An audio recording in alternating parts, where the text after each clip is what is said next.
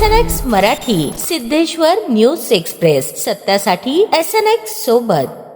मुंबई राज्यातील वाढत्या रस्ते अपघातांच्या पार्श्वभूमीवर महाराष्ट्र पोलीस दलातील अधिकारी व अंमलदारांसाठी हेल्मेट वापर अनिवार्य करण्यात येणार आहे. माननीय पोलीस महासंचालकांनी 3 एप्रिल 2026 रोजी नागपूर येथे घेतलेल्या बैठकीत याबाबत स्पष्ट निर्देश दिले असून सर्व आयुक्तालय व जिल्ह्यांना तातडीने परिपत्रक काढण्याचे आदेश देण्यात आले आहेत. गेल्या 10 वर्षातील अपघातांच्या आकडेवारीनुसार मृत्यू किंवा गंभीर जखमी झालेल्यांपैकी सुमारे 35 ते 40% प्रकरणे दुचाकीस्वारांची आहेत. हेल्मेट वापरल्यास प्राणांतिक अपघातांचा धोका मोठ्या प्रमाणात कमी होऊ शकतो असे निरीक्षण समोर आले आहे. मात्र मुंबई व नागपूर वगळता राज्यातील इतर शहरे व जिल्ह्यात हेल्मेट वापराबाबतची अंमलबजावणी समाधानकारक नसल्याचे दिसून आले आहे. रस्ता सुरक्षा उपक्रमाअंतर्गत करण्यात आलेल्या सर्वेक्षणानुसार मुंबई व नागपूर येथे 80% अधिक दुचाकीस्वार हेल्मेट वापरतात, तर इतर ठिकाणी हे प्रमाण 20% पेक्षा कमी आहे. विशेष म्हणजे अनेक ठिकाणी पोलीस कर्मचारी स्वतःच हेल्मेट वापरत नसल्याचेही निदर्शनास आले आहे. या पार्श्वभूमीवर सर्व पोलीस अधिकारी व अंमलदारांनी दुचाकी चालविताना हेल्मेट घालणे